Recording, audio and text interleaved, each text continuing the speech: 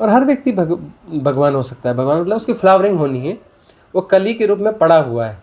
मनुष्य मतलब कली पोस्टपोन कर रहा है कि मैं फूल बनूंगा, अभी नहीं, थोड़ा सा समय, थोड़े समय बाद फूल बनूंगा, थोड़े समय बाद फूल बनूंगा।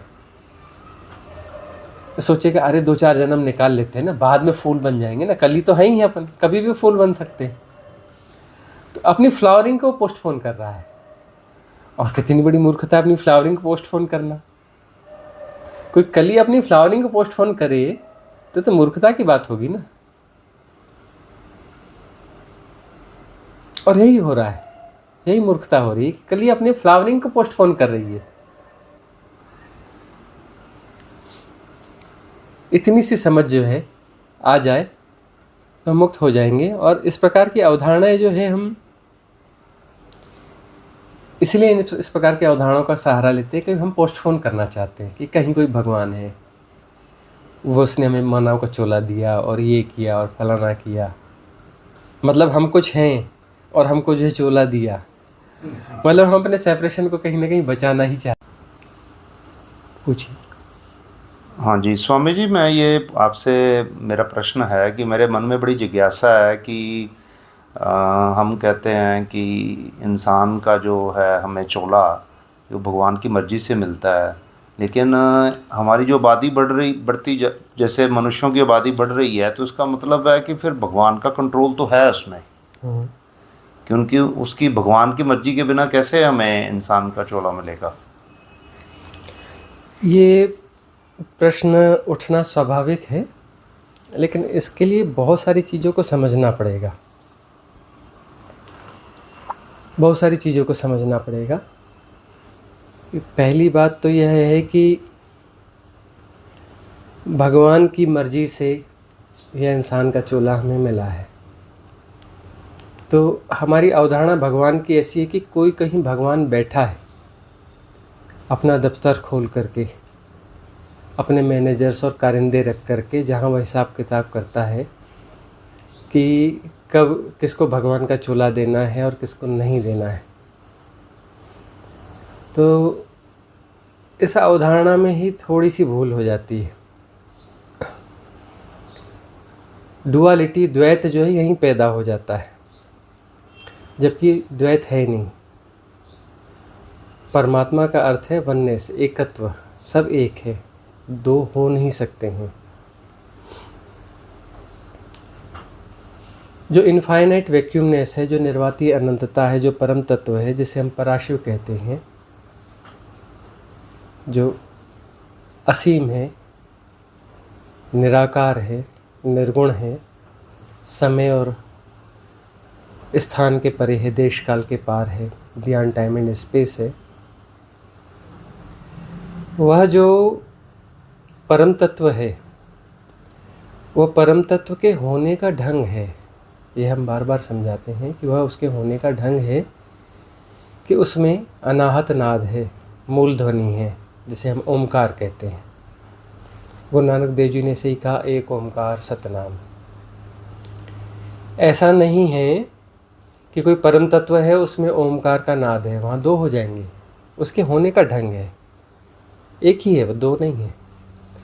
और उसके होने का ढंग है कि उसमें वह त्रिविध है, वह त्रिविध है, तीन शक्तियाँ, तीन प्रकार की शक्तियाँ उसमें, वह एक ही है लेकिन वह तीन की तरह व्यवहार करती हैं। वह त्रिविध है, वह तीन होकर भी तीन नहीं है, एक ही है। वह उसके होने का ढंग है। और उन तीन शक्तियों से जो है यह संसार सृष्ट हुआ है, उन मूल जो ध्वनि है। और विज्ञान ने भी इसे जो है समझा है काफ़ी हद तक।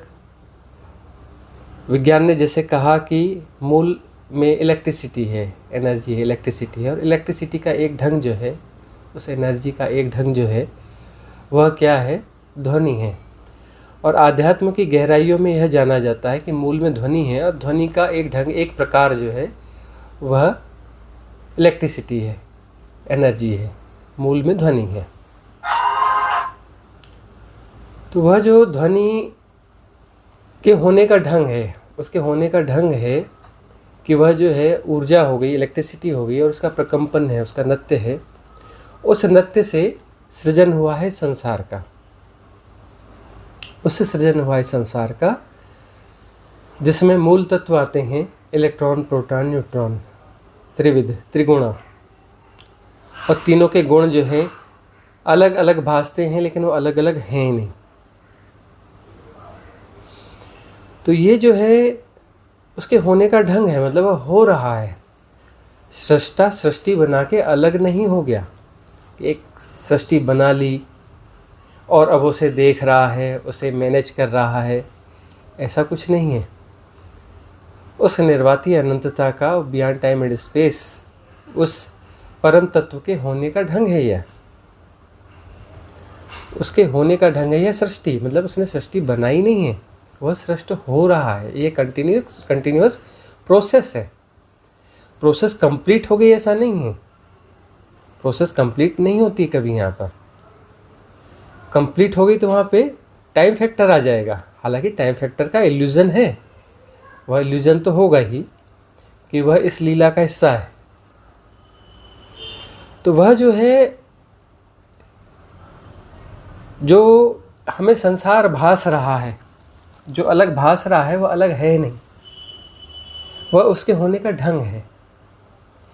अब आपका प्रश्न यह आता है कि मानव का चोला, तो वह जो उसने अपने आप को विलोम में प्रकट किया, बिग बैंग की अवधारणा देखते हैं तो बिग बैंग की अवधारणा वस्तुतः जो है बड़ी एकांगी अवधारणा है। एक विस्फोट हुआ और उसमें जो है यह हमारा यूनिवर्स प्रकट हुआ। तो यह सब कुछ नहीं है, यह ब्रह्म का अर्थ होता है the expanding universe, the expanding universe, फैलता हुआ विश्व। तो यह जो हमारा एक्चुअली जिस ब्रह्म, जिस यूनिवर्स की बात कर रहे हैं, इस इनफाइनाइट में ऐसे इनफाइनाइट ब्रह्म हैं, ऐसे इनफाइनाइट यूनिवर्स हैं, और प्रतिक्षण इनफाइनाइट और नए पैदा होते हैं और इनफाइनाइट विसर्जित होते हैं। उनका कोई फिगर नहीं हो सकता, क्योंकि इनफाइनाइट में कोई भी फिगर दिया जाएगा तो वह एकदम मूर्खतापूर्ण बात हो जाएगी, क्योंकि रिलेटिविटी के लिए अपोजिट का कोई फिक्स आंकड़ा चाहिए। इनफाइनाइट के अगेंस्ट कोई भी संख्या हो इक्वल टू जीरो होती है, इक्वल टू जीरो होती है वह। तो इसमें अनंत ऐसे ब्रह्म हैं। तो अब इस ब्रह्म में, किसी भी ब्रह्म में, वह अपने विलोम में प्रकट हो रहा है। जिस डायमेंशन की हम बात करें अभी, तो इसी डायमेंशन की को लेकर के हम बात कर रहे हैं ना। वही अवधारणा तो वही है भीतर की कि ये जो डायमेंशन है 3D डायमेंशन है, इस डायमेंशन की बात हो रही है। तो इसमें जो है अपने विलोम रूप में प्रकट हुआ है, स्टोन के रूप में। परम तरल जो है, परम चैतन्य जो है, परम जड़ के रूप में प्रकट हुआ है, विलोम के रूप में प्रकट हुआ, और यह सी लीला है, उसके होने का ढंग है। और वह स्टोन्स जो हैं, वह उसमें तरह तरह के पदार्थ हैं, पौद्गलिक पदार्थ हैं, वो परिवर्तित होते रहते हैं, और वो अंततः वो आकर के स्टोन के रूप में आ जाता है। और स्टोन के रूप में आकर के फिर से वहाँ से यात्रा शुरू हो जाती है। तो स्टोन के रूप में कोई भी चीज़ आ रही है तो उसमें कोई ना कोई केंद्र है, तभी तो स्टोन संभला हुआ है ना। बगैर केंद्र के वह चीज़ स्थिर कैसे हो सकती है? तथाकथित रूप से स्थिर कुछ भी नहीं है। मॉलिक्यूलर स्ट्रक्चर में हम जाएंगे तो उसके भीतर में हमें अणु मिलेंगे, परमाणु मिलेंगे, इलेक्ट्रॉन, प्रोटॉन, न्यूट्रॉन मिलेंगे, और वहाँ पे क्वांटम थ्योरी है मैडम क्यूरी की, कि वो जो है तरंगायित हैं, प्रकंपन है, अपना जो है खास वेवलेंथ में वहाँ पे फ्रिक्वेंसीज हैं। कण की तरह भास रहा है, कण है नहीं, मैटर है नहीं, मैटर एग्जिस्ट नहीं करता, सिर्फ एनर्जी के वाइब्रेशंस हैं। आदि शंकराचार्य ने जिसे माया कहा, है वह एनर्जी, लेकिन उसका व्यवहार जड़ की तरह हो गया है। लेकिन वह जड़ जो है, उसकी यात्रा चालू हो रही है, उसमें केंद्र हो गया है, और उस केंद्र के कारण उसमें कोई गुरुत्वाकर्षण शक्ति है, जिसके कारण वह पूरा स्ट्रक्चर खड़ा हुआ है। यदि केंद्र विसर्जित होगा तो टुकड़े टुकड़े हो जाएगा, और कभी कुछ ऐसा होता है तो टूट जाता है, टूटते ही उसमें दो केंद्र हो जाते हैं, और उस वक्त केंद्र जो है यात्रा कर रहा है। केंद्र है तो उसमें केंद्र में कोई आकाशीय रिकॉर्ड बन रहा है। उस पत्थर के साथ जो भी घट रहा है, हवा लग रही, धूप लग रही, ये लग रही, वो लग रही, उसमें चाहे वो कितना भी जड़ हो, पूरी तरह से जड़ नहीं है, वो कम चैतन्य है, वो हमारे कहने का ढंग है। वस्तुतः वह कम चैतन्य है, और बहुत गहरे में जाएंगे तो वही है। इसलिए हमने कहा कि पत्थर भी परमात्मा है, ये समझाने के लिए, ये सिंबॉलिक रूप में। इसलिए पत्थरों की मूर्ति बनाई गई, शिवलिंग बनाए गए, शिवलिंग बनाए गए, पत्थर का शिवलिंग, और उसके सामने हम झुकते हैं कि वह शिव यानी जो बियॉन्ड टाइम एंड स्पेस है, जो निर्गुण है, निराकार है, अनंत है, असीम है, जिसमें सब समाया है, जिसका सब होना है, वह जो है इसमें भी है, परिपूर्ण है, जितना होना चाहिए उतना है, क्योंकि उसका होने का ढंग है परिपूर्णता, आधा अधूरा वह होता नहीं है, तो वह उसमें परिपूर्ण है। और एनर्जी के फॉर्म को दर्शाने के लिए हमने उसे वह आकार दिया है अंडाकार, कि एनर्जी का फॉर्म है, कि इस ढंग में वह जो है ऑर्बिट्स चलते हैं। हम धरती का ऑर्बिट देखेंगे ना सूर्य के आसपास, तो ऐसा ही मिलेगा अंडाकार सा। सूर्य भी किसी महासूर्य के चक्कर काट रहा है, वहाँ अंडाकार सा ऑर्बिट मिलेगा, सारे ऑर्बिट वैसे ही मिलेंगे। तो उस ऑर्बिट को जो हमने शिवलिंग के रूप में दर्शाया और स्टोन का बनाया कि यह भी जो है वही है, अन्यथा नहीं है। उसे हमने शिव कहा, शिव का सिंबॉलिक प्रतीक हमने उसे बनाया कि वह जो जड़ है वह भी जड़ नहीं है, और उसकी यात्रा है, वह टूट रहा है, टूट करके जो है और छोटे स्टोन्स बन रहा है, और छोटे, उसमें अलग अलग केंद्र बनते जा रहे हैं। आत्म मतलब उतने जितने केंद्र उतनी आत्माएं, और उसके साथ अनुभव जुड़ते जा रहे हैं, आकाशीय रिकॉर्ड जुड़ते जा रहा है। टूटने के बाद उनके अनुभव वहाँ तक साझा थे, अब जो है थोड़े अलग अनुभव होते चले जाएंगे। वहाँ तक उनका एकात्म थे, अब जो है आत्माएं उनकी बड़ी ज़्यादा हो गई, बहुआत्मा हो गए, जितने टुकड़े हो गए, और उनकी यात्रा चल पड़ी है, और टुकड़े और टुकड़े, वो रेत हो रहे, बालू हो रहे, और जो दूसरे तत्व हैं सब मिश्रित हो रहे, फिर जो है और आगे की यात्रा हो रही है अब, और आगे की यात्रा हो रही है। फिर वहाँ जो है वहाँ एक थोड़ा सा एक चेंज आ जाता है, थोड़ा क्या, उससे काफ़ी बड़ा चेंज है वह, कि वह जो है अमीबा हो गया, शैवाल कवक हो गया, एक कोशिकीय जीव हो गए, बहुकोशिकीय जीव हो गए, और वहाँ पर जो है वो सोल का फॉर्म चेंज हो जाता है। वहाँ जो सोल उसके साथ जड़ता के साथ जा रही थी, अब वह सोल अब जड़ता को छोड़ दिया उसने। अब वह सोल जो है मतलब वह पिन पॉइंट थोड़ा सा ऐसा कह लीजिए कि थोड़ा सा मेटाफिजिकल जैसा हो गया। मेटाफिजिकल तो नहीं हुआ, लेकिन उसके डायमेंशन हायर हो गए, थोड़ा मेटाफिजिकल हो गया, मेटाफिजिकल की ओर उसके कदम बढ़े। वह सोल जो है पिन पॉइंट होकर के उसमें एक ब्लूप्रिंट बनता है, और उसमें सारे आकाशीय रिकॉर्ड स्टोर हो जाते हैं, और वह मूव करता है और अगला कोई गर्भ तलाशता है, और तलाश करके जो उसमें जाके समा जाता है। तो एक जो है जड़ता के साथ में एक केंद्र चल रहा था, और अब जो है वह तरल हो गया, अब वह जो है वायु मार्ग का सपोर्ट लेने लगा, अब आकाश का सपोर्ट लेने लगा, अब वह आकाश में भ्रमण होगा उसका, और वह जा कर के गर्भाधान करेगा। गर्भाधान का अर्थ गर्भाधान तो अपने से ही होगा, जहाँ हो रहा है, प्रकृति का ढंग है कि वह प्रजनन करती चलती है, प्रजनन की प्रक्रिया है पूरी प्रकृति, और उसमें जो भी गर्भ निर्मित होगा कहीं पर, तो उसमें वह आकाशीय रिकॉर्ड जो है वह पिन पॉइंट, उसमें जो ब्लूप्रिंट है वह जा कर के उसमें समाहित हो जाएगा। तो इसमें हम बोलते हैं कि आत्मा का जन्म और मृत्यु, जैसा बोलते हैं आत्मा का न जन्म होता है न मृत्यु होती है, वह आकाशीय रिकॉर्ड जो है ट्रांसप्लांट होते रहते हैं, इधर से उधर जो है सर्वाइव होते रहते हैं। तो अब वो जो वाइब्रेशंस हैं, जो उसके होने का ढंग है परम तत्व का, पराशिव का, जब वो वाइब्रेशंस है जिसके कारण वह मैटर की तरह भास रहा है, वह मैटर है नहीं, वह तरंगे, वह फ्रिक्वेंसी, उस फ्रिक्वेंसी में ही द लॉ इनबिल्ट है, जिसे हम अपने वेदों में ऋत बोलते हैं,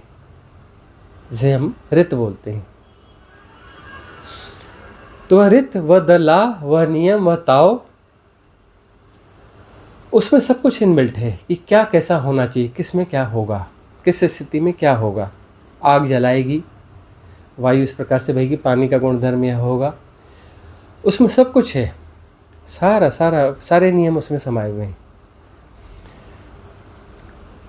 और उसके सहारे ये संसार चल रहा है। कोई अलग से परमात्मा नहीं है, वह उसके होने का ढंग है, उसका नियम सब जगह समाया हुआ है। और इसमें जो है उस नृत्य में वो सारे नियम समाये हुए नृत्य है, ये उस पराशिव का नृत्य है, वो इनफाइनाइट वैक्यूमनेस है, और उसका ये ढंग है, उसका नृत्य है, ये आंदोलन है। संसार है नहीं, उसे नृत्यमय है, वो पराशिव नृत्यमय है। इसको हमने कहा नटराज। देखिए आपने नटराज की प्रतिमा, नाचते हुए शिव की प्रतिमा देखिए, वह इसी बात को इंगित करता है कि वह जो पराशिव है वह नृत्यमय है, और उसका नृत्यमय स्वरूप यह संसार है। तो यहाँ कोई संसार बनाकर कोई अलग नहीं हो गया, वह पराशिव नृत्यमय है, यहाँ हो रहा है, सब कुछ हो रहा है। पहाड़ है, बिल्कुल गलत बात है, पहाड़ हो रहा है। धरती है, बिल्कुल गलत बात है, धरती हो रही है। कायनात हो रही है, सूर्य हो रहा है, और बहुत गहरे में देखें तो घर हो रहा है, ये आदमी हो रहा है, ये गाय हो रही है, ये कुत्ता हो रहा है, ये चींटी हो रही है। चींटी है जैसा कोई शब्द नहीं होता, ऐसी कोई बात नहीं होती कि चींटी है, चींटी हो रही है, सब हो रहा है, उसके होने का ढंग है। तो वह स्टोन जो है वो परमात्मा की उस यात्रा पर, उस परम यात्रा पर वापस निकला है। एक साइकिल है और एक खेल है, एक लीला है। वह जो है वापस अपनी उसकी जड़ता जो है, या कम चैतन्यता महाचैतन्यता की ओर यात्रा कर रही है, परम चैतन्यता की ओर यात्रा कर रही है। इसलिए हमने पत्थर को शिवलिंग बनाया कि वह वापस जो है शिव पराशिव हो जाएगा। वह भी पत्थर यात्रा पर है और वापस वह पराशिव हो जाएगा, वहीं से आया है, उसके होने का ढंग है यह, और वापस वहीं पर समा भी जाएगा, साइकिल पूरा हो जाएगा। और ये खेल है, यह लीला है। तो वह यात्रा कर रहा है, और यात्रा करते करते वह, हम बोलते हैं 84 लाख योनियाँ या फलाना या ठिकाना जो भी, वह ग्रो होते जा रहा है, ग्रो होते जा रहा है, होते जा रहा है, और मनुष्य रूप में आ गया है। और मनुष्य का क्या अर्थ है? मनुष्य का अर्थ है कि जो अभी पशु नहीं रहा, लेकिन परमात्मा भी नहीं हुआ, मतलब आधा पशु है, आधा परमात्मा है, और अपने परमात्मापन को वो पोस्टपोन कर रहा है। अब वह उस फाइनल स्टेज पे है कि वह विड्रा हो जाए, अपने सेपरेशन को विड्रा कर दे, अपने होने को विड्रा कर दे कि मैं अलग हूँ, मैं फलाना हूँ, मैं ठिकाना हूँ। अपने सेपरेशन को हजार लाखों तरीक़ों से जैसे जैसे वो बचा रहा है, बहुत सारे सबकॉन्शियस पैटर्न उसने क्रिएट किए हुए हैं, बहुत सारी इन्फ्लुएंस स्ट्रीम्स उसको सपोर्ट कर रही हैं उसके सेपरेशन को बचाए रखने के लिए। तो अब जो है राइट इंटेलिजेंस यदि आती है कि वह यात्रा है, वो यात्रा सहज रूप से हो जाए। राइट इंटेलिजेंस इतनी है, पत्थर से चल के मनुष्य हो गया, तो मनुष्य चल के परमात्मा हो, तो जब अपने आप हो रहा था तो यहाँ ये भी अपने आप हो सकता है। लेकिन अब हम जो है अपनी यात्रा को यहाँ रोक सकते हैं। यहाँ मन आ गया, मन यानी द्वंद्व, डुअलिटी, यहाँ द्वंद्व खड़ा हो गया। अब हम चाहें तो अपनी आगे की यात्रा को पोस्टपोन कर सकते हैं। अरे थोड़ा देखते हैं, इतनी जल्दी क्या है, इस सेपरेशन को जी लेते हैं, शायद इस सेपरेशन में रहते रहते ही मिल जाए, परमात्मा भी मिल जाए और मैं भी हो जाऊं। एक ऐसा खेल खेलने की कोशिश करते हैं जो असंभव है, कि मैं भी रहूं और परमात्मा भी मिल जाए, परमात्मा से मैं मिल जाऊं। और हम बार बार समझाते हैं कि परमात्मा को छुआ नहीं जा सकता, परमात्मा को छुआ नहीं जा सकता, लेकिन परमात्मा हुआ जा सकता है। परमात्मा हुआ जा सकता है, लेकिन परमात्मा को छुआ नहीं जा सकता। आप परमात्मा के साथ हाथ नहीं मिला सकते, उसके साथ बैठ करके कैरम या ताश नहीं खेल सकते। डुअलिटी संभव नहीं है, परमात्मा हुआ जा सकता है। और हम अपने सेपरेशन को बचाते हैं, यही फ्री विल है। फ्री विल दी हुई है हमें मनुष्य के साथ में, मनुष्य के साथ में मन उदित हुआ है और फ्री विल दी गई है। चाहो तो इस जन्म में मुक्त हो जाओ, और चाहो तो इस सेपरेशन को जीते रहो। राइट इंटेलिजेंस ग्रो होगी। जितना पोस्टपोन करोगे थपेड़े पड़ेंगे। दला उस अस्तित्व के, अस्तित्व दला इसमें है, क्योंकि सहज प्रवाह है। मनुष्य को अब आगे परमात्मा होना है, वह पोस्टपोन कर रहा है, तो थपेड़े पढ़ते चलेंगे, बढ़ो आगे, वही लेसन है। वह घरौंदे बनाएगा, उसके घरौंदे उजाड़ दिए जाएंगे। वह कुछ ऐसा करेगा, जैसे बहुत सारे लोग प्रश्न पूछते हैं ना कि अरे ये वो उल्टा सीधा चलते हैं, उसके बाद इतना धन है। अरे धन हो सकता है, लेकिन क्या उसके पास सहजता है? परम धन तो सहजता है। उसके साथ बैठो, उसकी एनर्जी इतनी खराब मिलेगी आपको, उठ के भाग जाओगे, उसके साथ आप बैठ नहीं सकते। वो बोलेगा कि यार मेरे घर मेहमान हो जाओ, हाँ ठीक है 1 हफ्ता रुकेंगे, और अपना घंटे भर बाद समझ में आते 1 हफ्ता, अरे आज ही क्यों ना निकल जाए, घर छोड़ दें, न रहें इसके पास में। तो वह जो है सहजता, सहजता परम धन है। तो यहाँ पर जो है कुछ इल्यूजन्स क्रिएट होते हैं, मन के साथ में, द्वंद्व के साथ में इल्यूजन्स क्रिएट होते हैं, गलत परिभाषाएं, रॉन्ग डेफिनेशंस खड़ी होती हैं। तो भगवान की रॉन्ग डेफिनेशन, परमात्मा की रॉन्ग डेफिनेशन, आनंद की रॉन्ग डेफिनेशन। आनंद मतलब क्या? जो सेलिब्रेशन होता है ना, एक्साइटमेंट, एक्साइटमेंट का मतलब आनंद। तो भाई एक्साइटमेंट का मतलब आनंद है, खूब सेलिब्रेट किया, रात में बड़ी शानदार पार्टी रही, दूसरे दिन हम मिलने आते हैं तो चेहरे पे मक्खियाँ क्यों उड़ रही हैं? इतने क्यों अपना डिप्रेशन में बैठे हुए हो? डिप्रेशन को क्यों जी रहे हो? अरे आज बड़ा बोर लग रहा है, बड़ा बेकार लग रहा है, अरे ऐसा लग रहा है, ये क्या है? ये तो किसी द्वंद्व में जा रहे हैं ना। आनंद में तो द्वंद्व होता ही नहीं। सुख के साथ दुख है, क्योंकि सुख जो है वो एक किस्म की उत्तेजना है, दुख उसके पीछे पीछे आ जाएगा। एक्साइटमेंट के पीछे डिप्रेशन आ जाएगा, क्योंकि एक्साइटमेंट आनंद नहीं है, आनंद कुछ अलग घटना है। हमारे पास आनंद शब्द को हमने करप्ट कर दिया है। आनंद की भी रॉन्ग डेफिनेशन है हमारे पास में। आनंद का मतलब होता है सहज, सरल, शांत। एक्साइटमेंट नहीं, खूब शोर कर रहे, खूब नाच रहे, खूब गा रहे, तरह तरह का सब कुछ चल रहा है?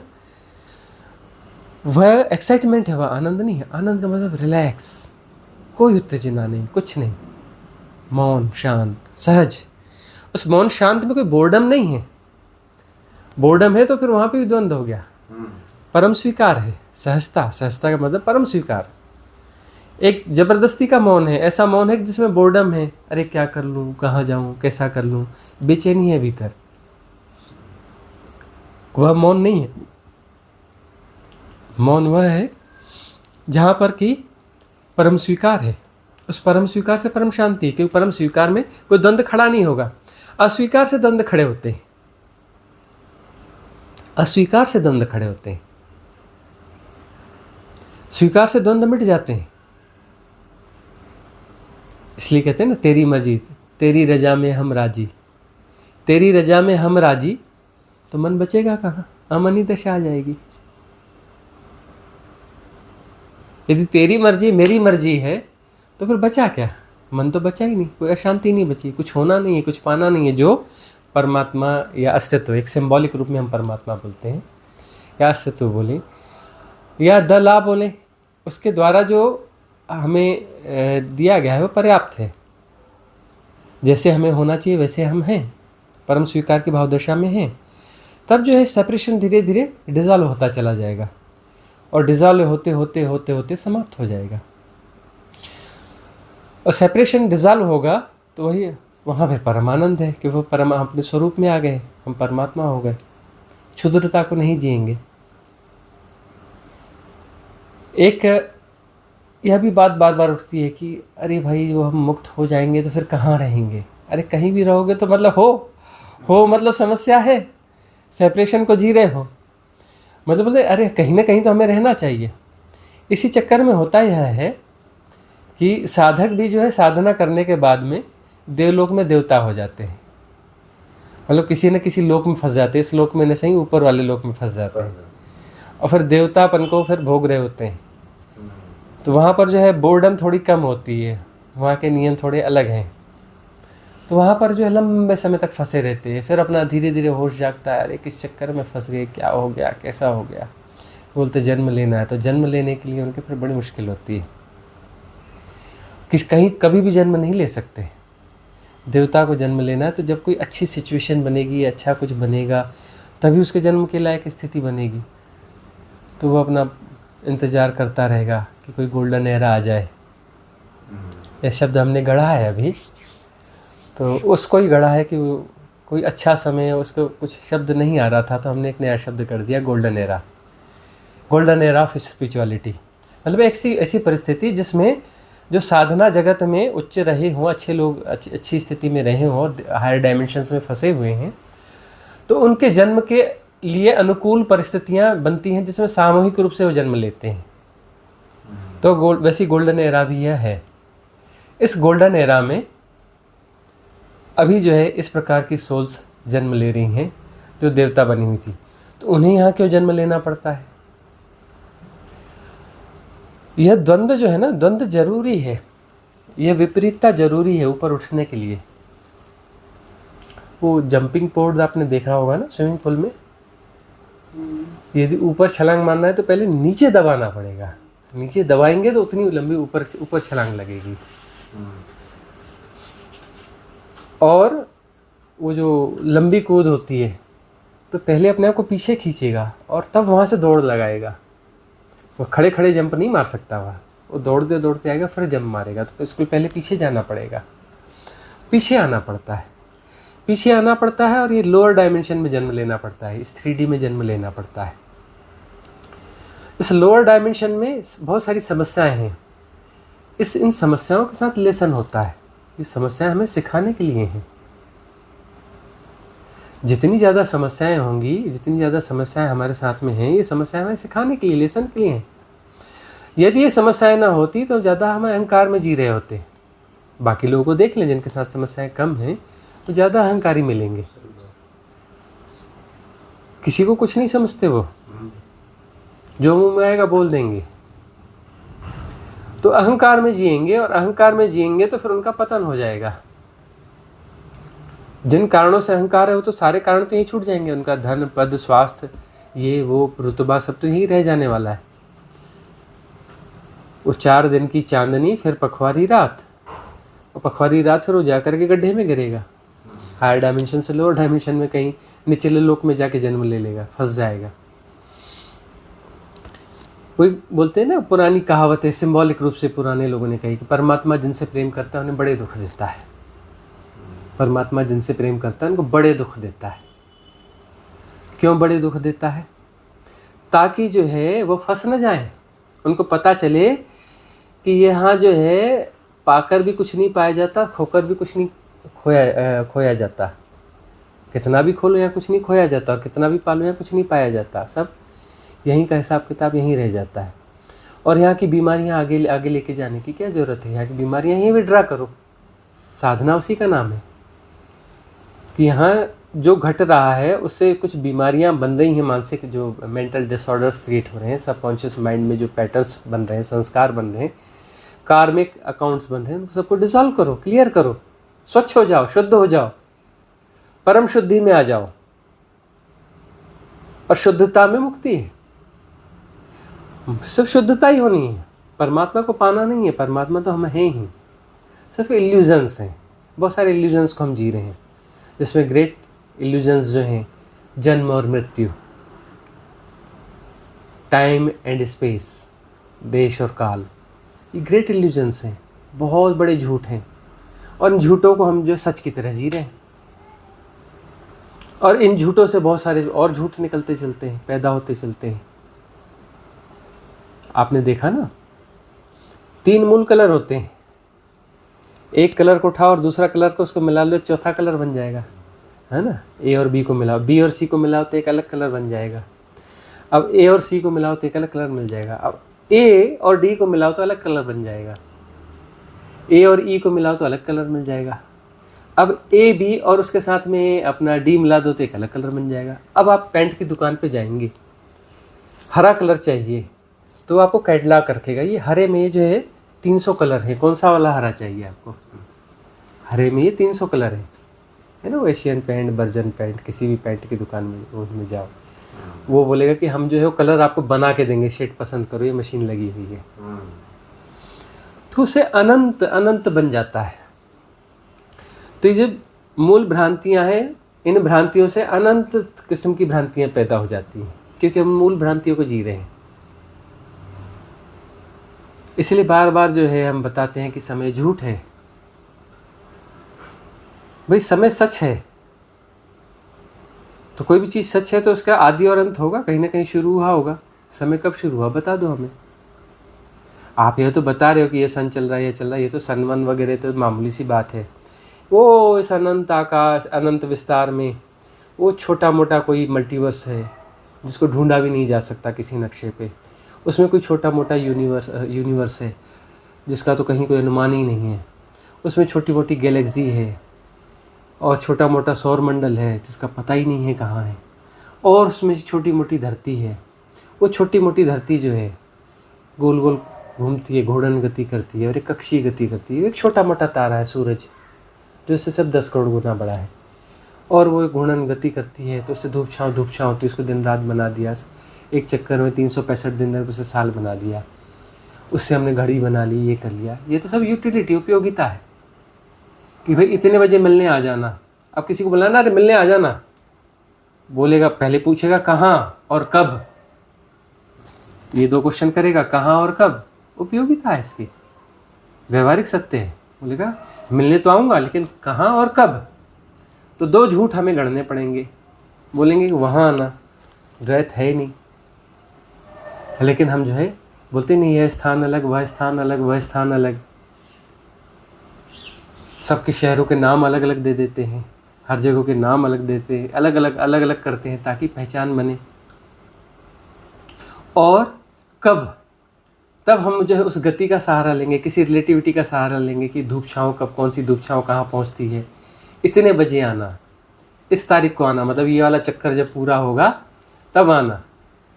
ये वाला चक्कर जो है ना, ये 5 चक्कर हो जाएंगे, मतलब 5 दिन बाद आना। उसके बाद उसके इतने घंटे बाद आना, मतलब वो उधर उधर धूप छाँव वाला खेल वहाँ पहुँचेगा तब आना। उसको फिर हम घड़ी से नाप लेते हैं। तो ये तो समय है नहीं।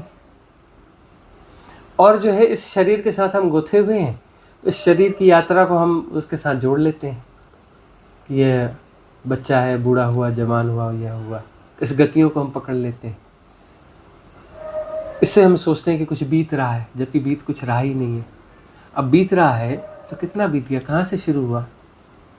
समय का आदि बता दो ना, अपना तो बता दो, समय का शुरू कहाँ से हुआ ये बताओ ना। अब कोई चीज़ कहीं से शुरू ही नहीं हुई, पीछे कहीं भी जाओ समय तो रहेगा ही रहेगा। जब वो शुरू हुई नहीं तो ये वर्तमान कहाँ से आ गया। तो वर्तमान भी झूठ कहलाएगा। वैसी अनंतता की बात है, स्पेस की बात है। हम ये कहते हैं कि ये चीज़ है जी, हाँ एग्जिस्ट करती है, ये इसकी जगह है, इसकी जगह है। तो कहाँ पर है, कौन से नक्शे में, उसको ड्रा करके बताओ ना। मान लिया जाए कि ये इतनी बड़ी दीवार उस अनंतता के मैप के लिए उपयोगी है, तो इसमें आप ड्रा करो ना कि हमारा मल्टीवर्स कहाँ पे आएगा। पहली बात है, दीवार इसको रिप्रेजेंट कैसे करेगी, इसका तो ये ख़त्म हो जाती है, वो तो ख़त्म होता नहीं है। जो ख़त्म होता ही नहीं तो आप कैसे ड्रॉ कर लोगे। तो हम ग्रेट इल्यूजन्स को जी रहे हैं। जन्म और मृत्यु, किसका जन्म किसकी मृत्यु, कैसा जन्म कैसी मृत्यु, ये संयोग बिखर जाते हैं, इसको जन्म मृत्यु कहते हैं। थोड़ा सा हेर फेर हो जाता है, ये जन्म मृत्यु हो गई। और इतना भयंकर हिप्नोटिज्म है, मृत्यु से इतना भय लगता है कि लाख में 99,999 वो तथाकथित जिसको मौत बोलते हैं उसके घंटे भर पहले ही जो है बेहोश हो जाते हैं, घंटे आधे घंटे पहले ही बेहोश हो जाते हैं। और डिकाड्रॉन का इंजेक्शन ठोक दो तो उठ के बैठ जाते हैं, बात करने लगते हैं। डिकाड्रॉन का इंजेक्शन लगते ही मतलब डर इतना कि बेहोश हो जाते हैं। कितने भयंकर इल्यूजन्स हैं।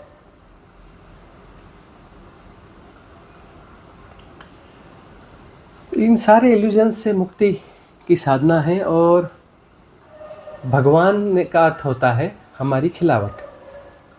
यदि हमने इन सबको समझ लिया, इस सारी मिस्ट्री को अनफोल्ड कर लिया, तो हमारी फ्लावरिंग हो गई। इसी के लिए जन्म था, ये सेपरेशन इसलिए चल रहा है, खेल है। वही अपने आप को इस रूप में कर रहा है और सेपरेशन को जी रहा है, उस इल्यूजन को जी रहा है, वही पराशिव है। और जो है कोई सेपरेशन, उसमें फ्लावरिंग हो गई, उसे सारी व्यर्थता पता चल गई, सारी झूठ पता चल गया और वह खिल गया। तो हंस हंस पड़ता है, खिलखिला के हंस पड़ता है। उसे पता चल जाता है ये कुछ तो ऐसा है ही नहीं। उसके लिए सब सारी मिस्ट्री अनफोल्ड हो गई तो वह तो परमात्मा है। वो जब खिल जाता है, उस खिलावट को जो है भगवत्ता कहते हैं, और उसको खिले हुए व्यक्ति को भगवान कहते हैं। तो हमने फिर उन सबको भगवान कहा, जिनकी भी खिलावट हुई सबको हमने भगवान कहा है। और उसके पीछे हम वो ऑरा बताते हैं। क्यों? क्योंकि उसके सातों चक्र अलाइन हो गए, खुल गए। उसका सातवां चक्र जो है खुला हुआ है, वहाँ पर एनर्जी चल रही है। जो ऊपर की स्टेज पे जाएगा उसे फिर दूसरों के औराज दिखने लगते हैं साधना में। लेकिन अब जो है वो औरा दिखाए तो सब में जाते हैं। क्या उनको दिखते रहे होंगे? कृष्ण चलते रहेंगे, नानक चलते रहेंगे, कबीर चलते होंगे, दूसरों को औरा दिखते होंगे? नहीं दिखते। लेकिन बाद में दर्शाए जाते हैं कि उनका क्राउन चक्रा, सहस्त्रार खुल गया था और उसमें जो है वो परफेक्टली वर्क कर रहा था। मतलब अब उसमें कोई बाधा नहीं बची थी, राइट अलाइनमेंट हो गया, सारी मिस्ट्रीज अनफोल्ड हो गई, वो भगवान हो गए। और हर व्यक्ति भगवान हो सकता है। भगवान मतलब उसकी फ्लावरिंग होनी है। वो कली के रूप में पड़ा हुआ है। मनुष्य मतलब कली पोस्टपोन कर रहा है कि मैं फूल बनूंगा, अभी नहीं, थोड़े समय बाद फूल बनूंगा, थोड़े समय बाद फूल बनूंगा। सोचे कि अरे 2-4 जन्म निकाल लेते हैं ना, बाद में फूल बन जाएंगे ना, कली तो है ही अपन, कभी भी फूल बन सकते हैं। तो अपनी फ्लावरिंग को पोस्टपोन कर रहा है। और कितनी बड़ी मूर्खता है अपनी फ्लावरिंग को पोस्टपोन करना। कोई कली अपनी फ्लावरिंग को पोस्टपोन करे तो मूर्खता की बात होगी ना। और यही हो रहा है, यही मूर्खता हो रही है कि कली अपनी फ्लावरिंग को पोस्टपोन कर रही है। इतनी सी समझ जो है आ जाए तो मुक्त हो जाएंगे। और इस प्रकार की अवधारणाएं जो है हम इसलिए इस प्रकार की अवधारणाओं का सहारा लेते हैं कि हम पोस्टपोन करना चाहते हैं कि कहीं कोई भगवान है, वो उसने हमें मानव को चोला दिया और ये किया और फलाना किया, मतलब हम कुछ हैं और हमको जो चोला दिया। मतलब हम अपने सेपरेशन को कहीं ना कहीं बचाना ही चाहते हैं। जैसे स्वामी जी, जैसे हमारा सुमित हुआ तो फिर मेरे को कई लोग बोलते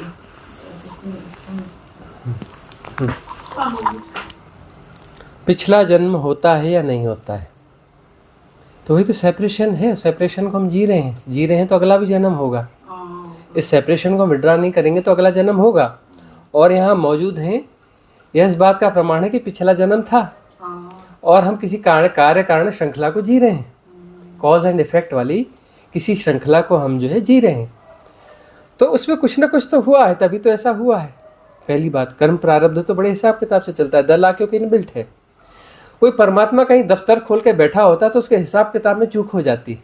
उनके मैनेजर्स को कहीं अपनी वो टेलीस्कोप में कोई चीज़ नहीं दिख जाती तो चूक हो जाती, रिकॉर्ड में हेरफेर हो जाता। और दफ्तर होता तो थोड़ी रिश्वत भी चल जाती, थोड़ा सा रिकॉर्ड में हेरफेर भी करवाया जा सकता था, है ना। वैसे भी ब्रोकर्स बहुत सारे बैठे हुए हैं, बोलते हैं कि ये पूजा करवा लो तो ये ठीक हो जाएगा, नहीं। अब है ना। सुमित है, अब सुमित की भी यात्रा चल रही है, तो सुमित अपना जन्म कैसे सुधारे कि वो आगे जन्म में ऐसे ना हो। भाई उसके लिए आप कहाँ से जिम्मेदार हैं? वह सेपरेट सोल है, वो अपनी यात्रा पर है।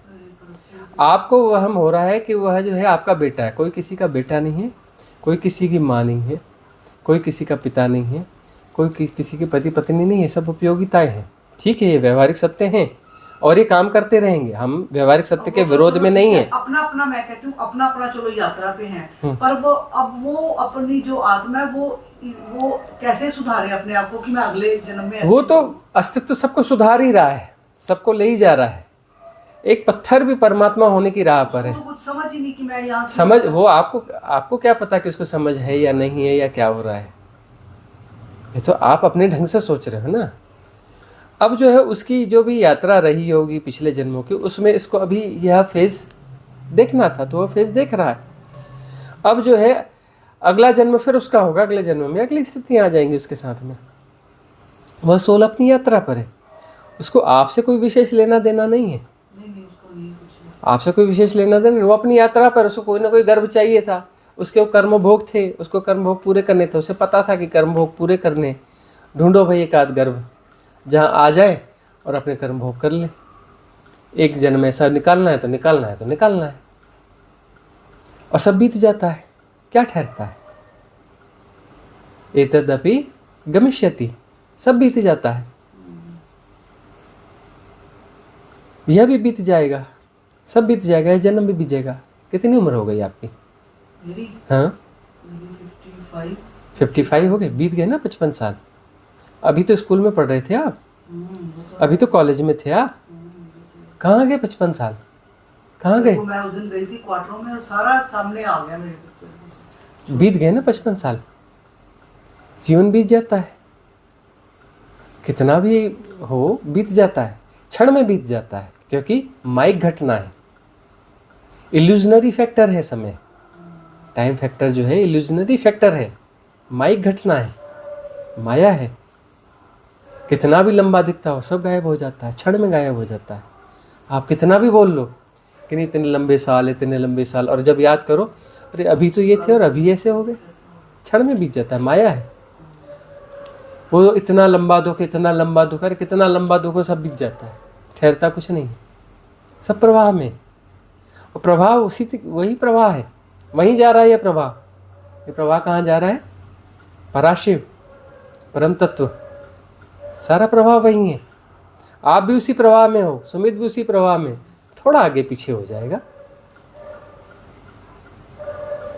आपको पिछले जन्म के बेटे के दुख नहीं होते? और पिछले जन्म के बेटे, उनके आपके नाती पोते, उनसे मिलने नहीं जाते? वो भी हॉस्पिटल में भर्ती है अभी, मिलाओ ना उससे, पिछले जन्म वाले एक नाती पोते से, क्यों नहीं जाते?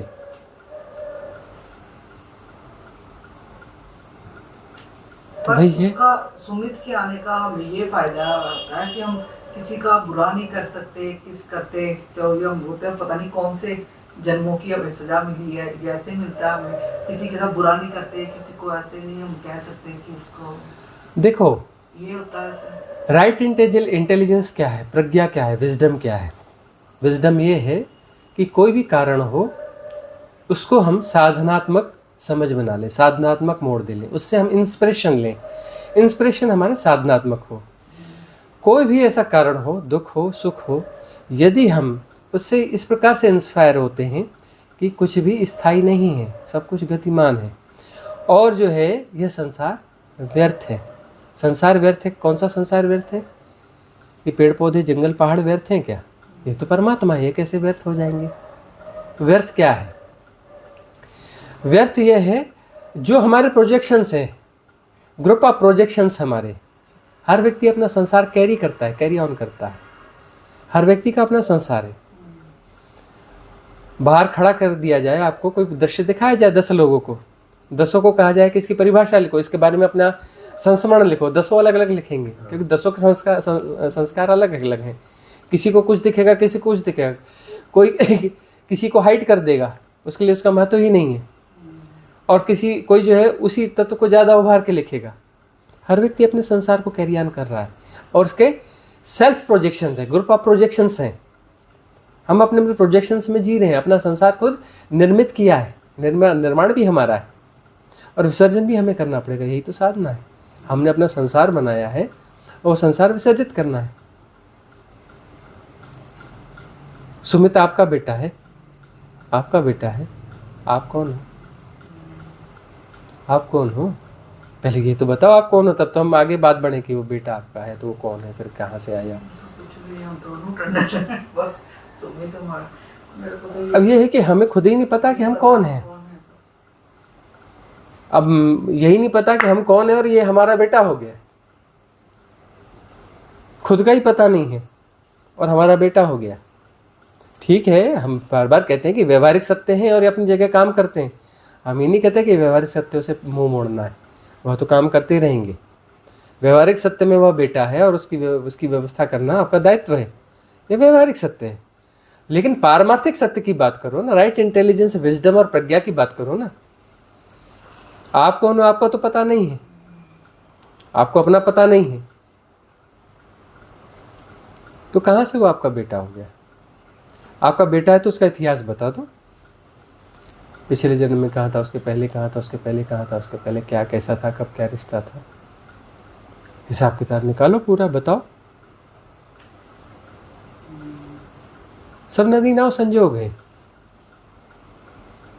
सब जो है नदी नाव संजोग है, और इसको हम परम सत्य मान रहे हैं, तो उसके कारण दुख होगा। मैं मेरा ही दुख का कारण है, मैं से मैं और फिर मैं के बाद मेरा, और मैं मेरा ही दुख का कारण है, और सब हम खुद पैदा कर रहे हैं। मैं मेरा कह कह करके हम दुख पैदा कर रहे हैं।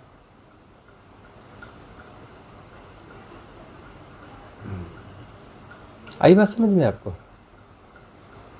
लेकिन अधूरी आई।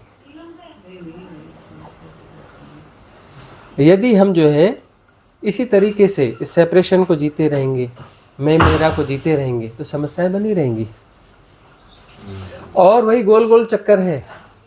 आप कितने कब से चिंतन कर रहे हो इस समस्या के बारे में? जब से सुमित पैदा हुआ। हाँ, कितने साल हो गए? 28 साल से। 28 साल। दिन में कितने बार चिंतन करते हो? हर पल। अब आपके चिंतन में कोई क्वालिटी है, एक बार चिंतन में मामला साल हो जाना चाहिए, 2 बार में हो जाना चाहिए, 10 बार में हो जाना चाहिए। एक दिन में आप 1000 बार कर रहे हो और 28 साल से कर रहे हो, मतलब लाखों करोड़ों बार आप चिंतन कर चुके। हुआ क्या है लाखों करोड़ों बार चिंतन करने से? फ्रस्ट्रेशन हुआ होगा, वो फ्रस्ट्रेशन आपने इनके ऊपर निकाला होगा, इन्होंने अपना फ्रस्ट्रेशन आपके ऊपर निकाला होगा। स्वीकार किया ही नहीं, हमारे साथ गलत हुआ है, परमात्मा ने गलत किया, हमें सजा दी, स्वीकार किया ही नहीं। स्वीकार नहीं किया तो अपने जीवन को नर्क बनाया। स्वीकार कर लेते भी ऐसा है, दैट्स ऑल, जो है सो है।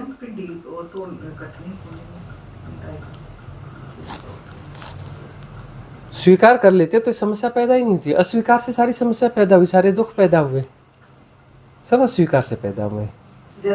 और यदि चलो आप कहते हो कि ऐसा ही होना चाहिए था, अस्वीकार किया, बार बार आपको लेसन दिया गया कि आपके अस्वीकार करने से स्थितियां नहीं बदलती, स्थितियां वही रहेंगी, लेकिन आपने लेसन लिया नहीं, जीवन को नर्क बना लिया। इतने साल 28 साल निकाल लिए फ्रस्ट्रेशन में, तकलीफ में, इसमें उसमें, उसके बाद में भी अभी प्रॉपर लेसन नहीं आया। कैसे समस्या साल हो गई आपकी? समस्या तो वही आपने बढ़ा ली, समस्या आपने बढ़ाई है, उसको मैग्नीफाई किया है। आप जो है इस प्रोसेस के द्वारा अपनी समस्या को मैग्नीफाई कर रहे हैं, बढ़ा रहे हैं। समस्या इतनी बड़ी नहीं है, हो गया, ठीक है, प्रकृति में ऐसा होता है। कोई आपके साथ पहली बार हुआ पूरी सृष्टि में? वो जैसे अब मैं कि न जाने ऐसे लाखों करोड़ों लोग होंगे। और ये तो अभी है ना, ये तो मनुष्य कब से है, इतिहास में जाके देखो, न जाने कब से, हमेशा से ऐसा होता आ रहा है ना, कि 2-4 हजार घरों के बीच में एक ऐसा बच्चा मिल ही जाएगा आपको। और 2-4 हजार घर नहीं, यहाँ करोड़ों घर हैं, और हमेशा से रहे हैं। और एक धरती नहीं है, बहुत सारी धरतियाँ हैं, अनंत धरतियाँ हैं, और ये सब चलता रहता है। ये सिस्टम है, सिस्टम में ऐसा होता रहता, ठीक है। नहीं, अब तो समझाती हूँ स्वामी जी, अब तो मेरे में बड़ा चेंज आया उसके कारण, मेडिटेशन के कारण। काफी सालों से कर रही हूँ, पर थोड़ा थोड़ा आता रहता है चेंज सुमित का। पहले तो मैं इसको हॉस्टल में भेज के भी राजी थी, 16 साल मैंने उस बच्चे के साथ निकाले हैं। फिर अपने मन को समझाया कि अब नहीं है, अब नहीं, इसको अगर ये नहीं बाहर जाएगा तो मैं अपना कुछ नहीं कर सकती। ठीक है, अब ये जो है एक व्यवस्था थी, इसे आपने स्वीकार किया, और हम जहाँ तक समझ पा रहे हैं कि बच्चा भी वहाँ जाकर यहाँ से ज़्यादा खुश होगा। वहाँ पर जो है उसको जो जिस ढंग से रखा जा रहा होगा, उसको जिस प्रकार से प्ले गेम करवाए जाते होंगे, उसको व्यस्त रखा जाता होगा, कुछ छोटी मोटी चीजें सिखाई जाती होंगी। जब वो इधर रहता था, उसको सिर्फ हमारे पास रहने का एक ही फायदा है कि खाने को अच्छा मिलता, बस। और खाना बहुत जरूरी चीज नहीं है, और वहाँ पर भी खाना ऐसा नहीं कि बहुत गंदा खाना मिलता है, खाना अच्छा देते हैं। जीने के लिए जितना अच्छा जरूरी होना था हम, हाँ, साफ सफाई से ही बनाते होंगे, अच्छा ही खाना बनाते हैं, है ना। तो वो तो बस बेसिक चीजें उनकी जरूरत पूरी हो रही है, बिजली, पानी, आवास। तो सुमित को भी हमारे से अच्छी एनर्जी नहीं आती, क्योंकि हम दुखी रहते हैं। मैं तो उसको देख देख के मैं उसको बैठा, मैं कहती सॉरी सुमित। अब वहाँ पर जहाँ पर भी वो है, वहाँ तटस्थ तरीके से उसे पाला जा रहा है। तो तटस्थ तरीके से पाला जा रहा है, तो फिर उसको कोई अपना न पॉजिटिव आ रही है, न नेगेटिव आ रही है, से तो उसको नेगेटिव ही आती थी, है ना। और ना एक नॉर्मल एनर्जी आ रही है, तो नॉर्मल एनर्जी आ रही है, तो उसकी सोल को ग्रो करने के लिए जो भी अवसर मिलने होंगे मिल जाएंगे। उसकी वीडियोस डालते हैं, वो खेल रहा है, वो उसको गेम्स खिला रहे हैं।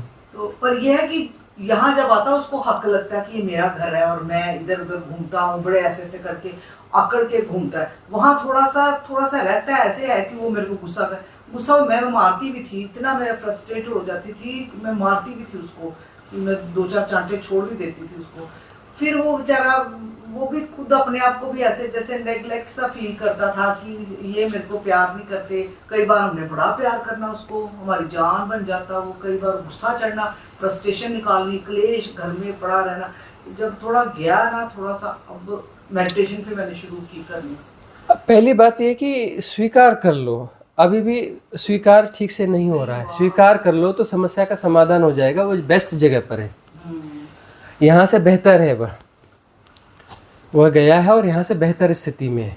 हाँ जी, हाँ जी। है ना, और आप भी बेहतर स्थिति में हो, मैं भी बेहतर हूँ। अपने आप के साथ भी न्याय हो रहा है और उसके साथ भी न्याय हो रहा है। हाँ जी। है ना, वो मुंह के स्वाद के पीछे क्या पड़े हो, ये खाने का ऐसा, वो भी खाना ठीक ही देते हैं और इंगेज रखते हैं, और बच्चे हैं उनके साथ वो बड़ा इंगेज रखते हैं। है ना, उसको खिला रहे हैं, ये करें, यहाँ से ज़्यादा खुश रहता है वह, यहाँ से ज़्यादा बेहतर रहता है। वो तो है, यहाँ तो बस खाना पीना सोना, खाना पीना सोना बस। ठीक है, आप अपने मन से चीज़ें निकालो।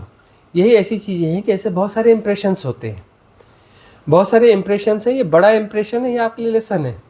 इस बड़े इम्प्रेशन को यदि आपने निकाल लिया, डाइल्यूट कर लिया, तो फिर जो बहुत सारे पीछे छोटे छोटे न जाने कितने इम्प्रेशन से, वो सारे आपको डाइल्यूट हो जाएंगे, क्लियर हो जाएंगे। ये इम्प्रेशन जो है आपके, ये संघात जो है बहुत बड़ा संघात है। आपके सॉफ्टवेयर, जो मेंटल सॉफ्टवेयर, उसके बड़े हिस्से को जो है इसने हैक किया हुआ है, उसको ऑक्यूपाइड कर लिया है, बड़े हिस्से को। इसे डाइल्यूट करिए, क्योंकि ये रिलेटेड है, एक ही है, मिलता जुलता ही है। यह एक साथ डाइल्यूट हो सकता है, एक बड़ा हिस्सा आपका खाली हो जाएगा। यह जैसे ही खाली हो जाएगा, बड़ी समस्या है, बड़े आपके सबकॉन्शियस माइंड को, बड़े हिस्से को इसने ऑक्यूपाइड किया हुआ है, यह एक डिज़ॉल्व हो जाता है तो बाकी समस्या बहुत आसान लगेगी आपको, बाकी सारा सब कुछ डाइल्यूट हो जाएगा, छलांग लग जाएगी, छलांग लग जाएगी आत्मज्ञान की तरफ, परम मुक्ति की तरफ। मेडिटेशन से ही होगा। तो मेडिटेशन की मेथड्स हमने आपको दी हुई हैं, 20 से ज़्यादा विधियाँ दी हुई हैं, है ना, और कन्वर्सेशन हमारे सब वही हैं, क्लिनजिंग के ही हैं। क्लिनजिंग की जो अभी 21 तारीख को हमने मेथड दी है, 21 मार्च वाली, है ना, जिब्रिश वाली, इसको भी आपको करना है। मैट्रिक डिसॉल्यूशन वाली करनी है, सबकॉन्शियस माइंड के क्लीन करने वाली दी है, 10 दिसंबर वाली करनी है। हम स्वामी जी, अब आपकी जो टेक्निक्स हैं वो अगर रोज भी एक करें तो इसका मतलब हमारी मेडिटेशन तो हो ही रही है ना। एक तो कम से कम करिए ना आप, कम से कम एक करना ही करना है। अलग-अलग बिल्कुल अलग-अलग, मतलब हो तो रही है हमारी। हाँ, अलग अलग करके एक एक करते चलिए। यदि आप करते चलते आपकी पात्रता में विकास होगा, फिर अपने आप 2 करने लगोगे। वो हमें नहीं कहना पड़ेगा, वो आप अपने आप। सुबह करती हूँ एक स्वामी जी की जो हमारे गुरु की है, वो चिदाकाश धारणा, हाँ, एक रात को वो कर लेती हूँ, वो आधे घंटे की है ना, वो कर लेती हूँ। तो एक ये वाली करके कीजिए आप। सुबह ये करती हूँ, रात को स्वामी जी की चिदाकाश धारणा। हाँ, तो यह आप करो तो। जी, और एक और, जैसे इनको डॉक्टर साहब को ना, चलो हमारे लड़ाई झगड़े के कारण समझ लो, सुमित के कारण समझ लो, जैसे भी हम लड़ते थे, जो भी ये भी बोलते, कम ये भी नहीं बोलते थे और कम मैं भी नहीं बोलती थी। जो भी हुआ इनके, जो इनके कर्मों में था, इनको थोड़ा सा वो हो गया कि एक बार को, हर बार को 4-4 बार चेक करते हैं, ये गाड़ी बंद हुई कि नहीं, मैं कंघी करूं, मैं ये पर्स डाला कि नहीं डाला। तो मैंने देखा था ये यूट्यूब में कि लोग बोलते हैं पास्ट लाइफ रेग्रेशन अगर करो तो उससे थोड़ा फर्क पड़ जाता है, इन बीमारियों का ये चले जाते हैं। तो क्या मेडिटेशन से जा सकते हैं या ये पास्ट लाइफ करवानी पड़ती है? लोग तो बड़ा बिजनेस लोगों ने किया हुआ है। ये पास अपना नॉर्मल जो हमारी ध्यान की विधियां हैं, हाँ जी, इसमें जो कैथारसिस की विधियां हैं, ये करेंगे तो उसी से ही काफ़ी कुछ बेहतर हो जाएगा। जैसे कि अगर और ये कोई बड़ी समस्या है ही नहीं। पहली बात तो, पहली बात कोई बहुत बड़ी समस्या नहीं है, ये बहुत साधारण सी समस्या है और ये बहुत आसानी से क्लियर हो जाएगी। इसको बहुत लेकिन स्वामी जी कैसे फिर क्या करेंगे? मेरे को तो इनको नहीं गुस्सा चढ़ता, उन हरकतों पे इनको नहीं गुस्सा चढ़ता, पर मेरे से कंट्रोल नहीं होता कि अभी भी वही 15 मिनट हो गए, अभी भी वही बात कर रहे हो जो 15 मिनट पहले कर रहे थे। बात मतलब हाथ धोने या क्रीम लगानी, या चलो पेशेंट को तो 2 घंटे लगाने इन्होंने, इनको अपनी नहीं तसल्ली होती कि मैं पेशेंट को अच्छी दवाई लिखूं और वो, पर जैसे वहन समझ लो, वो मेरे से नहीं कंट्रोल होता इनका देख के, मेरे को मेरा सिर पकड़ के बैठ जाती हूँ मैं। इनको नहीं कुछ होता, पर ये चीज दूर तो होनी चाहिए ना स्वामी जी। ऐसे हमने जो विधि दी है एक्सेल वाली, वह विधि आप देखेंगे, एक्सेल वाली विधि है। अगर ये नहीं करते, जैसे हमारे स्वामी जी कहते हैं कि अगर आप कोई मोबाइल अपना या कुछ इनके सराहने पे लगा दो सोए हुए इनके, ताकि जो अनकॉन्शियस माइंड है वो सुने, तो क्या ऐसे फर्क पड़ सकता है? हाँ, पड़ सकता है। सिरहाने क्यों लगाना है, मोबाइल दूर रखिए, उसकी हमारे अपना स्पीकर्स आते हैं, स्पीकर वहीं दूर से लगा दीजिए। उसके वो जो 10 दिसंबर वाला ध्यान या कौन सा? एक्चुअली उसमें तो कन्वर्सेशन से ही सुनाने पड़ेंगे आपको। कन्वर्सेशन, हाँ, ये कभी कभी ध्यान भी चला दीजिए, 10 दिसंबर वाला ही चलाइए और वो चलाइए। दूसरा जो है प्रैक्टिकली ऐसे हमने छोटी छोटी विधियाँ दी हुई हैं, जैसे एक्सेल वाली एक विधि दी है हमने। तो एक्सेल वाली विधि जो है अचानक एक्सेल करना है ना। और वह जो अचानक एक्सेल है उसके लिए कोई प्रिपरेशन नहीं होना है। भगवान शिव का जो कॉन्सेप्ट है, भगवान शिव के कॉन्सेप्ट से हमने एक शब्द लिया है, तब उसको लेकर के हमने विधि बनाई है। इस विधि में हमने उनका ये योगदान लिया है भगवान शिव का, कि अचानक करना है, मतलब उसमें मन को मौका नहीं देना है प्रिपरेशन का। मतलब जहाँ ख्याल आए, जहाँ आपको अचानक ख्याल आए, ऐसे सोच के सांस नहीं छोड़नी, ख्याल आए बस तो अधूरी सांस, आधी सांस फेंकी गई लेकिन तुरंत फेंकी गई, एकदम ऐसे। पेट भी अंदर जाता है ना, पेट भी अंदर जाएगा, झटका पड़ेगा। झटका पड़ता है। अब जो है सांस फेंक दी गई लेकिन आधी सांस फेंकी गई, उसके बाद जो है हैपनिंग, इसमें एफर्ट इंक्लूड था। अब जो है इनहेल होगा, उसमें एफर्ट नहीं होगा, हो रहा है परम स्वीकार की भावदशा। तो इनहेल जो है टाइम टेकिंग होगा, क्योंकि वह स्मूथ होगा, अपने से होगा, हम उसमें बीच में नहीं आ रहे, ज़्यादा समय लेगा। और अगला जो एक्सेल होगा, अगला एक्सेल प्रॉपर होगा, उसमें एक प्रॉपर तरीके से एक्सेल होगा, पूरा एक्सेल होगा, पेट पूरा पीछे जाएगा, पूरी सांस पीछे चली जाएगी, और फिर इनहेल होगा। तो इनहेल जो होगा वो फिर टाइम टेकिंग होगा, उसमें परम स्वीकार की भावदशा होगी। एक्सेल के साथ में फिर एफर्ट होगा, तो उस एफर्ट के साथ में हमें क्लब करना है। एक्सेल में ये 4, 5, 6 बार करना है, और दिन में 8, 10 बार कभी भी कर लेना है। यह विधि आपको बिल्कुल रामबाण काम करेगी। एक्सेल के साथ हमें उस समय इंक्लूड नहीं करना है, बाद में हमें जो है मन में डालना है कि एक्सेल का मतलब क्या। एक्सेल का मतलब सारे विकार बाहर जा रहे हैं, सारी निगेटिविटी, इस टाइम कर सकते हैं, इस टाइम हाँ, सारी निगेटिविटी बाहर जा रही है। पहले समझने दें, हम समझा रहे हैं कुछ। क्या क्लब करना है कि हर एक्सेल के साथ में सारी निगेटिविटी बाहर जा रही है, सारे विकार बाहर जा रहे हैं। काम, क्रोध, मद, लोभ, मोह, दंभ, दर्प, गर्व, अहम, ईर्ष्या, द्वेष, बैर, मात्सर्य, घृणा, भय, mental disorders, including this mental disorder, ये सब कुछ जो है एक्सेल हो रहा है, बाहर जा रहा है। और इनहेल का मतलब परम स्वीकार, परमात्मा का आशीर्वाद है, ग्रेस है, वह भीतर जा रही है। शांति, मौन, सहजता, परम चैतन्य, राइट विजडम, वह भीतर आ रही है। तो वह भीतर आ रही है, तो उसके साथ में वह जब भीतर आएगी तो सब राइट अलाइनमेंट हो जाएगा। एवरीथिंग विल बिकम सेटल, जैसी होनी चाहिए वैसी हो जाएगी, वह वैसी हो जाएगी।